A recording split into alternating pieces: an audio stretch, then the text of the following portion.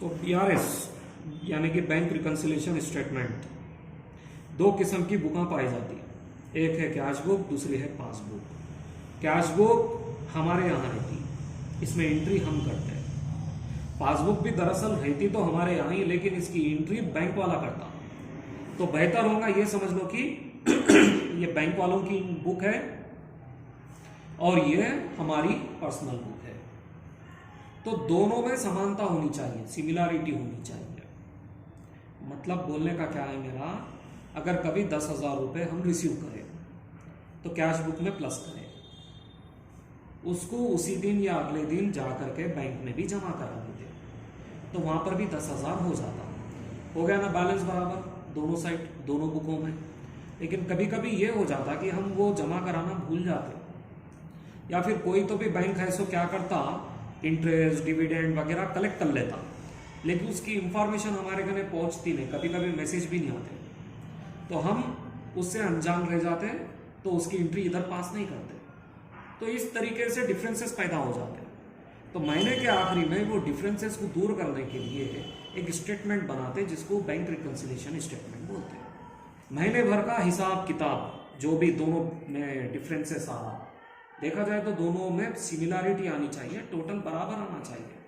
नहीं आया तो फिर कहीं ना कहीं गलती है, तो उसको रेक्टिफाई करने के लिए एक स्टेटमेंट तैयार करते हैं कि यहाँ पर मिस्टेक हुए, ये आपको करना है। अब मैं ज़्यादा थ्योरी में नहीं जा सकता हूँ, सीधा प्रॉब्लम क्या है, कैसा रहता, कैसा सॉल्व करना, वो बतला मेन मुद्दे की बात। तो जैसा कि मैंने बोला था, कैश बुक हमारे पास रहती, हम लिखते एंट्री, हमारे घर की किताबें समझ लो। ये पासबुक बैंक की किताब है, बैंक वाला लिखता उसके एंट्री, उसके अंदर एंट्री। पासबुक में अगर कभी प्लस करना है तो क्रेडिट साइड लिखना पड़ता, जबकि कैश बुक में प्लस करना है तो डेबिट की साइड लिखना पड़ता। कैश बुक डेबिट बैलेंस बतलाती, पासबुक क्रेडिट बैलेंस बतलाती। क्रेडिट का मतलब इधर माइनस होता, जबकि इधर पे डेबिट का मतलब माइनस होता। ये बात याद रख लेना।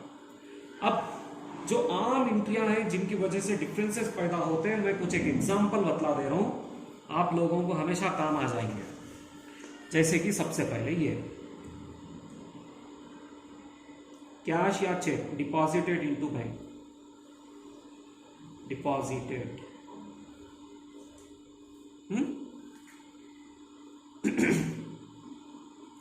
क्या होता, ये कुछ भी हो सकता, not entered in cash book हो सकता, या नॉट एंटर्ड इन पासबुक हो सकता। नॉट एंटर्ड इन पासबुक समझ लो चलो, कि हम है सो कैश और चेक है सो डिपॉजिट करने भेजे, लेकिन किसी वजह से वो बैंक में जमा नहीं हो पाया, तो होगा क्या, हम तो हमारी दौलत बढ़ गई समझ के प्लस कर लेंगे कैश बुक में, लेकिन पासबुक वहीं का वहीं माइनस ही रह जाएगा, उसमें जुड़ा ही नहीं हो। जिसके हाथों हमने चेक दिया उन्हें जाके जमा ही नहीं करा, समझे, जमा नहीं हुआ। कभी कभी इसका उल्टा भी होता, कोई तो भी डायरेक्टली आता जमा कर देता पासबुक में, हमारे को इंफॉर्मेशन ही नहीं होती, तो वो भी एंट्री हो सकती है, डायरेक्टली डिपॉजिटेड इन बैंक। तब पासबुक में तो बैलेंस आके जमा हो जाता, अब हमारे को खबर नहीं है इसलिए माइनस रहता। ये भी एक एंट्री है, देखो, issued cheque not presented for payment, not presented for payment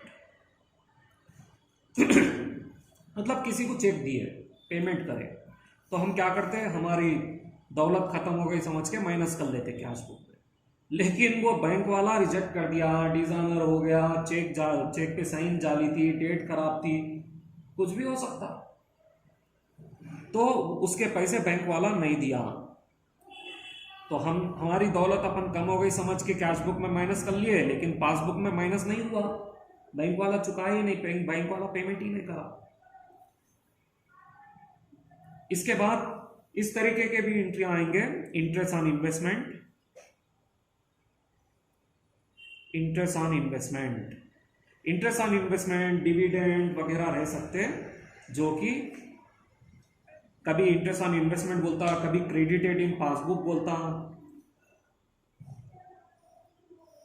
तो यहां पर प्लस हो जाता, लेकिन इंफॉर्मेशन नहीं रहने से कैश बुक में माइनस रह जाता। कभी कभी इसका उल्टा भी होता, जैसे कि बैंक चार्जेस है, bank charges debited in passbook बोल देता, पासबुक में डेबिट हो गया लेकिन हमारे को मालूम नहीं था इसलिए यहां पर प्लस रह गया। तो ये आम एंट्रियां हैं जो बार बार रिपीट होती, मैं रिपीट होने वाली एंट्रियां लिखा। कभी कभी अपनी समझदारी से भी काम लेना। अब मैं एक प्रॉब्लम करके दिखाता हूं, उसको ध्यान से देखो, समझ में आएगा। स्टॉप कर दो। तो प्रॉब्लम नंबर 1 सॉल्व करके देखेंगे। From the following in particulars prepare bank reconciliation statement as on 31 December 2013। Bank balance as per cash book, cash book का बैलेंस दिया 15,000 रुपीज़, अच्छी बात है, वो बाद में देखेंगे कैसा दिया हो। तो एंट्रीज क्या है, cheque issued but not cashed prior to 31 December 2013 amounted to ₹2,000। Cheque issue करे लेकिन उसकी पेमेंट नहीं हो पाई, मतलब ये दूसरे ये वाली एंट्री है, माइनस प्लस सिचुएशन वाली। तो ये पहले वर्किंग नोट आप लिख लो तो बेहतर होगा, या फिर BRS का बॉक्स बना लेंगे, यहाँ पर लिख लेंगे working note. Cash book, passbook, तो क्या होता देखो इसमें चेक इश्यू करे अपन तो माइनस कर लेते मगर बैंक वाला माइनस नहीं करा, तो कैश बुक तो माइनस हो जाती, पासबुक माइनस ही नहीं हुई क्योंकि पेमेंट ही नहीं हुआ। अमाउंट क्या है, 2,000 का अमाउंट है। उसके बाद में cheque paid into bank, cheque तो बैंक में जमा कर दिए बट नॉट क्लियर्ड, लेकिन जमा नहीं हुआ 31 दिसंबर से पहले पहले। तो चेक तो अपन बैंक में भेजे थे, कैश बुक में तो खुशी के मारे जमा कर लिए होंगे, लेकिन बैंक वाला जमा ही नहीं करा, या बैंक वाले का नहीं तुम पहुंचे नहीं होंगे, कुछ भी एक रीजन रहा होगा, तो पासबुक तो माइनस ही रह गई। उसके बाद में cheque 1200 which was received from customer was entered in the bank column of cash book in December, but the same was paid into bank 2014। 1200 रुपए का चेक है, कस्टमर कने से आया था, कैश बुक में तो खुशी के मारे प्लस कर लिए, लेकिन उसको जमा करने के लिए जनवरी में भेजे, हम बना रहे दिसंबर का, दिसंबर में हालत क्या है वो देखना। तो दिसंबर के हालत ऐसे है कि कैश बुक में तो प्लस कर लिए लेकिन पासबुक में प्लस नहीं हो पाया। दिसंबर में गई नहीं बैंक को, ले आके घर में ही रख दिए चेक, जनवरी में गए तो दिसंबर में तो जमा नहीं हुआ ना। फिर interest on investment collected by banker and credited in, passbook में क्रेडिट का मतलब समझ जाना, प्लस है, पासबुक में क्रेडिट का मतलब प्लस हो गया 800, तो जाहिर बात है इधर माइनस रह गया 800। फिर क्या हुआ, bank charges debited in passbook not entered in cash book, bank charges है जो यहाँ पर तो माइनस हो गए पासबुक में, लेकिन कैश बुक में हमारे को इंफॉर्मेशन ही नहीं रहती तो हम माइनस नहीं कर पाए, प्लस रह गया मतलब। तो अब प्रॉब्लम की शुरुआत करना, देखना उन्हें बैलेंस दे रहा क्या, उन्हें बैलेंस बतला रहा bank balance as per cash book, cash book से जाना है। तो जब कैश बुक से जा रहे तो पासबुक वाले साइन ले लेना, और अगर पासबुक से जा रहे तो कैश बुक वाले साइन ले लेना, सिंपल। और अगर ओवरड्राफ्ट है समझ लो तो कैश बुक बोल रहा कैश बुक ही ले लेना, दूसरा नहीं लेना, पासबुक बोल रहा पासबुक ही ले लेना, दूसरा नहीं लेना। फिलहाल ये कोई ओवरड्राफ्ट का प्रॉब्लम नहीं है, नॉर्मल प्रॉब्लम है, इसीलिए कैश बुक बोल रहा ना, balance as per cash book बोल रहा तो पासबुक वाले एंट्रियां लेंगे हम। देखो हेडिंग लिख लेना BRS एज ऑन, जो भी डेट है, BRS as on 31 December 2013। Full name लिखना बैंक रिकंसिलिएशन स्टेटमेंट में, तो फिलहाल अब लिख दिया शॉर्टकट में। अब यहां पर लिखो balance as per cash book दिया ना उन्हें, कितना दिया 15,000 रुपीज। कुछ एंट्रियां तुम ऐड करेंगे, कुछ एंट्रियां है सो लेस करेंगे।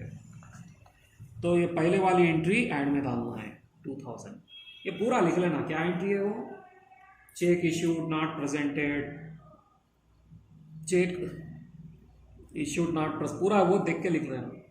फिर दूसरा क्या है, ये माइनस साइड डालना है, ये भी पूरा देख के एंट्री लिख लेना। फिर ये भी माइनस साइड इस डालना है, फिर ये प्लस के साइड डालना है, ये पूरा लिख लेना आप लोग।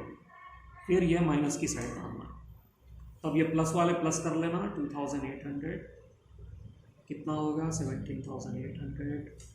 ये माइनस वाले देख लो कितना है, ये हो गया 1000, 4020, 4020 रुपये। ये लेस कर लेना आप, तो ये हो गया देखो 0, 8 और ये हो गया 7, ये हो गया 13।